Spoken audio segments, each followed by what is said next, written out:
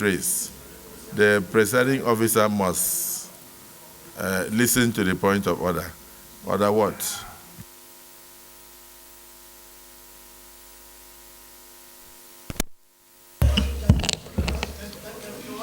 My order is anchored on Section 88 of the Constitution, 1999, as amended. Can I take the leave of Mr. President to read Douse, sir? Thank you, Mr. President of the Senate. My name is Darlington Nwokocha. I speak for the entire Nigeria, but Abia Central in particular. Mr. President, I want to read Section 88, 1, A and B, but I will anchor my position on B. Let me start from 1. Subject to the provision of this Constitution, each House of the National Assembly shall have power by resolution published in its journal or in the official gazette of the government of the Federation to direct or cause to be directed investigation into any matter or thing with respect to which it has power to make laws.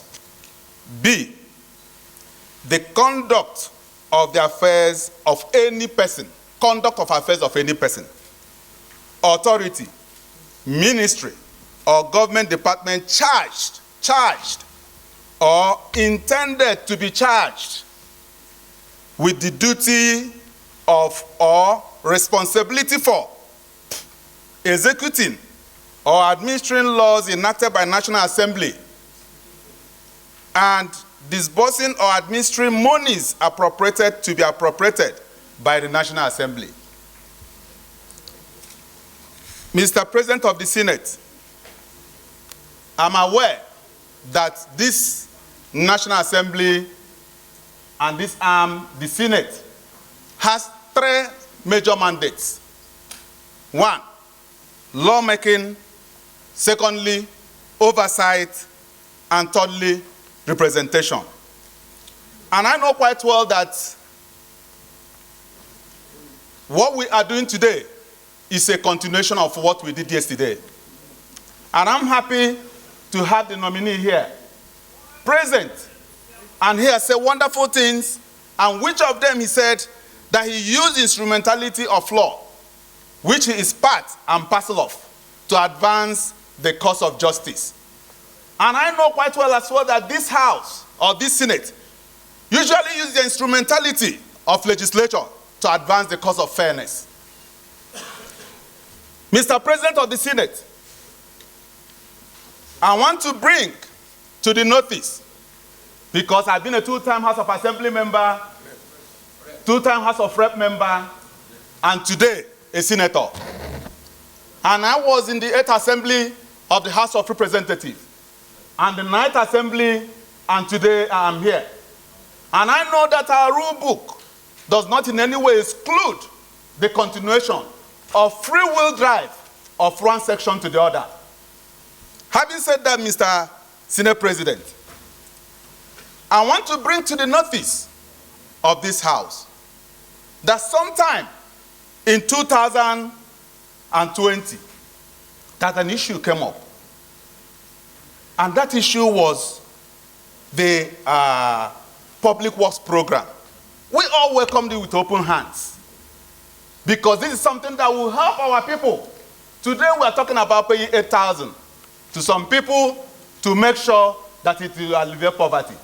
Then it was the amount of 20,000 to 1,000 persons across the 774 local governments, which my local government is part of it. And I'm sure your local government is part of it. And today, 1,000 per each local government minimum, 20,000 naira, has a great multiplier effect that will make our people cushion so many effects that would have led our people into a very greater height. But what really happened? At a point, we wanted to carry out our responsibility, because if some people can use the instrumentality of law, which they find themselves within their confines of their own authority, to advance for all their justices, Why can't we use the instrumentality of the legislature to support our people and help the populace, which we represent? Then, at that point, we invited the nominee, because this thing has been a subject of controversy and public debate, which I don't know. We wanted to know and give him fair hearing. Please tell us, because it's now within our own confines authority to know what happened to our constituents. Say, please come and tell us what really happened. What is the structure? What are the indices you are using to carry out these things? Because our people will hold us responsible and accountable. And when he was invited, what we are talking about is a 52 billion naira appropriation, and the right of appropriation resides on the legislature. That is our right. And I know quite well that the right of oversight resides on us, because we have to hold you accountable for whatever thing we appropriate to you. It is our right. Yes. And when he was invited, he expressly told us, to the public, that we want to hijack his role. That we want to blackmail us, that we are corrupt, that we want to hijack his role. And I know that he midwifed the process. Nobody's against that. He midwifed the process, and this falls within his own area of operation as the junior minister for labor and employment. Highly welcomed. And not only that, he went as far as in the public line to say that when he was asked, which indices did you use to gain this? He said, in quote, "They are not from the moon." That was too arrogant to answer Nigerians that way. Because we are talking about what we support and help our people. That is why we are here. Anything outside that, I will walk away from this chamber. My interest, your interest, and the interest of everybody is our people. That is why we are here. Not whatever thing any person is saying. And today, we need to find out, Mr. Senate President. Nobody is stopping him from being cleared. No. And I'm happy the way the president has sent so many people, great people here. We have questioned them, passed through the screening, wonderful people, and we're ready. As much as they are ready to work with the system, we are ready to clear them.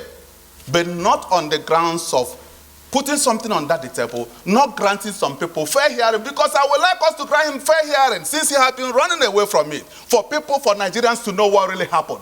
Because I wouldn't like any person to be holding that, because this thing has been subject of debate here and there. What happened to the 52 billion? What happened to the... But he is here, and it's our responsibility to find out. So, Mr. President of the Senate, I'm of the opinion, so strongly, that he has to tell us what really happened, but not here. We have to keep it down a little bit. We're not saying that we're not going to clear him. This is a house that can reconvert at any point. You can even call for an emergency and we'll reconvert. Because we would not like to what happened at the last administration, where some people felt that the president was in charge and so many other things were happening out there. Yeah. We won't take it this time around. Yes. We want a situation, we hold you responsible from the onset. Since Mr. President has started showing us the right hand, we must follow along that side to make sure that we work with him in that right hand as well. Therefore, Mr. President of the Senate, I'm of the opinion that we hold this down a little bit, and I move a motion that we suspend forthwith this nomination and wait until when this is cleared, so that he can freely work in our environment and tell Nigerians, I have perfectly done well because this record has been put straight. That is my submission, Mr. Senate President. I rest my case.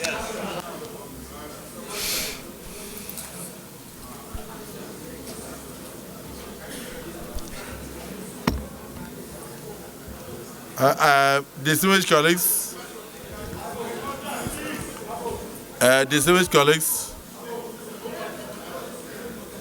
colleagues, the point of order raised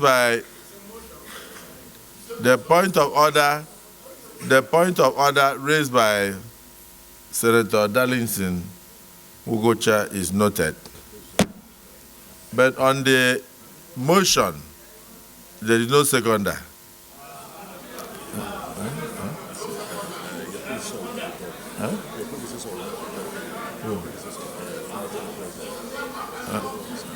Okay. But let's find out first. Senator, there's a motion on the ground. If you want, you can second it and amend it, whatever. So if there is no seconder,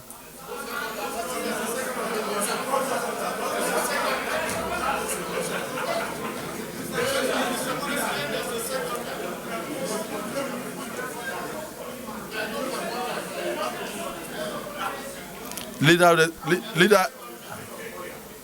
of the Senate, the point of order had been noted. Now he also proceeded to move a motion, which has not been seconded. So,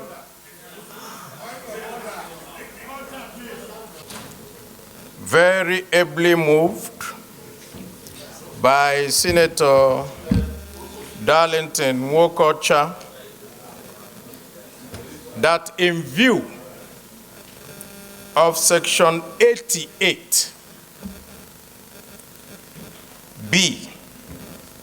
of the 1B of the Constitution, which mandates the National Assembly to go ahead and look into the conduct of affairs of any person, authority, or ministry. And where such a person refuses and deliberately stays away from letting the National Assembly do its work, and in view of the fact that this nominee rejected the summons of both the House of Representatives and the Senate, that I do support that this nominee should be stepped down pending when he decides that the National Assembly has that right to inquire into the workings of a minister and his ministry. I so second. Distinguished and seconded. Those who are in support of the motion that the screening of the nominee be stepped down until further inquiries, say aye. Aye. Those who are against, say nay.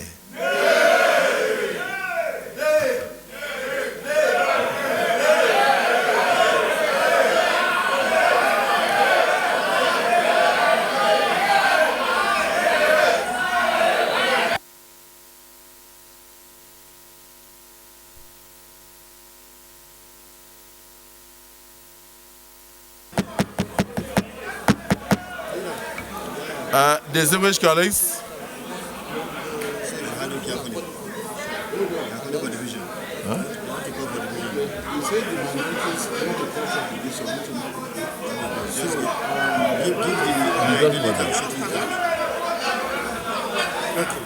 don't worry.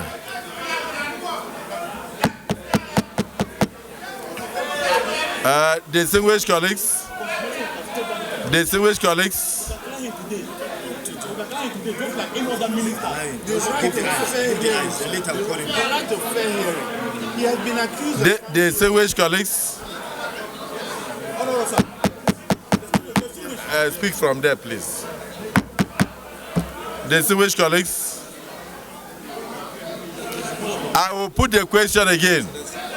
This chair of the committee of the whole Senate, His Excellency, distinguished Senator, and once my boss, always my boss, at the Ministry of the Niger Delta Affairs. So, sir, my boss, I also present myself to you today to hear your testimonial about me as your mentee in the Ministry of the Niger Delta Affairs, where you were my boss.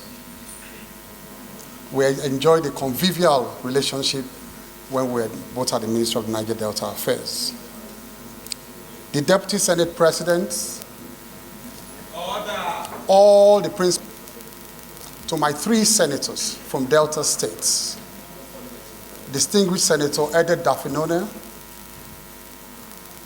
distinguished Senator Joel Onowakpo Thomas, and distinguished Senator Ned Nwoko, who are very, very personal friends to me for so many years, sir. My name is Festus Egwarewa Adeniyi Keyamo. Paternally, I'm from Delta State, in particular, Uwe local government area of Delta State. And maternally, I'm from Ogun State, in particular, Yewa South local government of Ogun State, Ilaro. And I'm also a constituent of distinguished Senator Solomon Adeola Olamilekon, who is popularly known as Yayi. He's my senator from Ogun West. In fact, he knows I'm from the royal home there, my mom, where they call Oju Orono in Ilaro. And we enjoy a very, very convivial relationship. I also see so many senators here who are my mentors, my political leaders, who have personal friends over the years, comrades too. I see 3, 4, 5 comrades here who we have enjoyed very excellent relations over the years. I greet all of you, sir. My appearance here today, sir, can only be by the grace of God, sir, and by the special benevolence, and I repeat, special benevolence of our President, President Bola Ahmed Tinubu. And I want to say a special thank you to him for giving me this rare opportunity to serve. In fact, why I say I give all the glory and adoration to God is that on Friday, when my name was announced on this floor, I was already packed. My bags and baggies were already packed with that of my family. We were going on a short vacation. I had given up any hope to be here when all of a sudden they said my name had been announced from Lagos. So I started rushing back and we had to cancel all our trips to go on vacation. So I give God all the glory and all the adoration, sir. Briefly, sir, I am a member of the INABA, sir. I'm a senior advocate of Nigeria. I practiced law for about 30 years, sir. And I'm also a fellow of the Chartered Institute of Arbitration in the United Kingdom. And so I also practice international arbitration, sir. I was called to the Nigerian bar about 30 years ago, sir. And over this period, sir, I have used the instrumentality of the law in many situations to advance the cause of democracy, sir, and the respect for the rule of law. That has been the story of my life. In fact, coincidentally, sir, when our present president was in exile, fighting for the return of democracy in Nigeria, President Bola Ahmed Tinubu, we were the young lawyers in Nigeria here who were empaneled by my late boss then, the late Chief Ganifa Emi, who were coordinating the release of NADECO leaders who were detained across the country at that time. Many of them.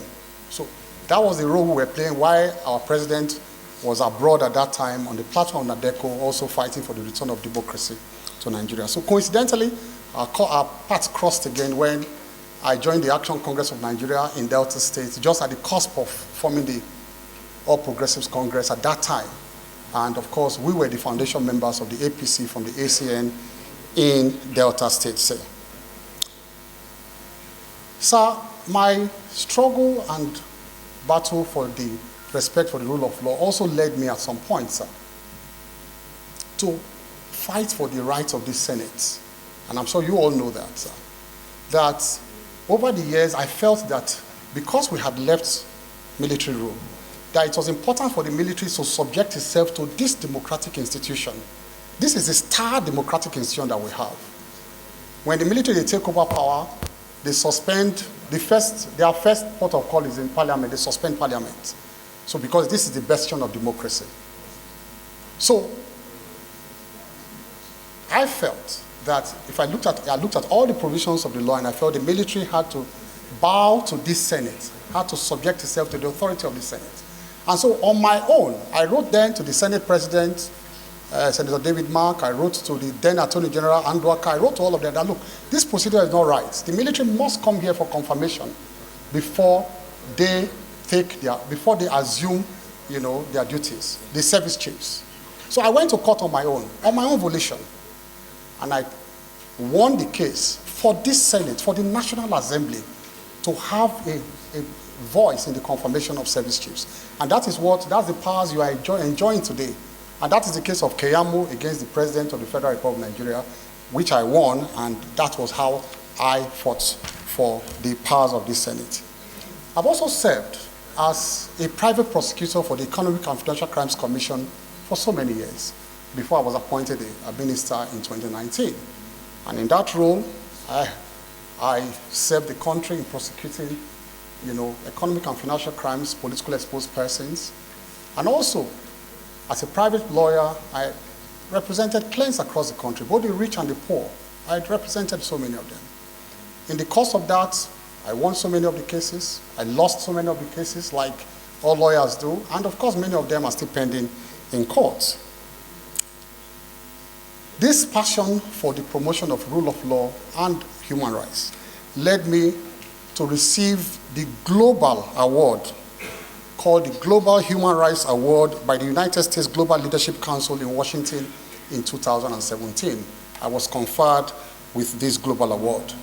And in 2019, sir, I appeared before this same revered Senate. I appeared here as a ministerial nominee, and magnanimously, sir, magnanimously, you confirmed my nomination at that time as a minister of the Federal Republic of Nigeria. I was first at the Ministry of Niger Delta Affairs, where I served with my boss here, Senator Akpabio, and later I was also at the Ministry of Labor and Employment, where I was oversighted by one of the best senators I've ever met in my life, my friend, Senator Godiya Akwashike. Luckily, he's back here today, and he was my chairman of my committee at that time, and we enjoyed very excellent relationship. There were one or two initial disagreements with them, but later, Senator Akwashike and a number of the members became my very, very personal friends. In fact, we were so close that he joked at a point that he would like to oversight me anywhere I am again because of the closeness that we enjoy. And thank God he's here today, seated. One of my best allies, best senators I've worked with, Senator Godiya Akwashike. So I respectfully present myself, sir, respectfully, for screening and magnanimous confirmation as a senator or as a minister of the Federal Republic of Nigeria. Thank you, sir. I want to recognize the use of the word magnanimous confirmation after the screening. So, distinguished senior advocate of Nigeria, your brief resume is known to all, and the few cases you have cited also show your sagacity in the legal profession. Distinguished Senator Isa Jibril. Very distinguished senators of the Federal Republic of Nigeria. May I at this time move that we dissolve into an executive session to be able to iron out some issues. But before that, I guess my first motion should have been based on Order 8(3) of our rules to move for an extension of time for this Senate to be able to sit beyond 2 p.m. This should have happened some 13 minutes ago, but for what was going on. So, sir, please take it that my first motion right now is a motion for extension of time based on Order 8(3) of our rules to enable us clear the other items on the other paper. Thank you, sir. I move that we resolve into an executive session to enable us a closed session, otherwise also known as executive session, to help us iron out some issues. Thank you. Beyond 2 o'clock to enable us continue today's proceeding. I so second. And no, he will. And okay. Distinguished colleagues, the motion do late has been moved and seconded by the minority leader that this August Assembly do extend its sitting time beyond 2 p.m. Those who are in support of that motion say aye. Those who are against say nay. The ayes have it. Our sitting period is extended beyond 2 p.m. Minority leader. The Senate leader. Is this your confusion here? Second, the motion that we resolve into a closed session to discuss very important issue with regards to the screening. I so second, Mr. President.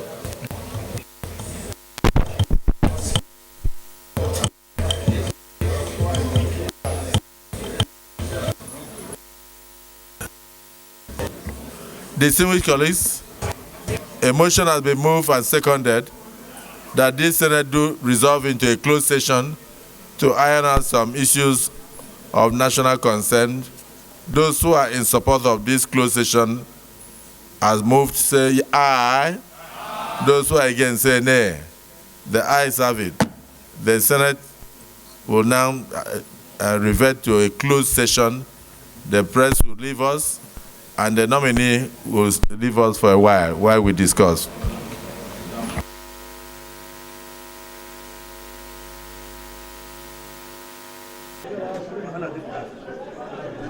Wahala dey for this one.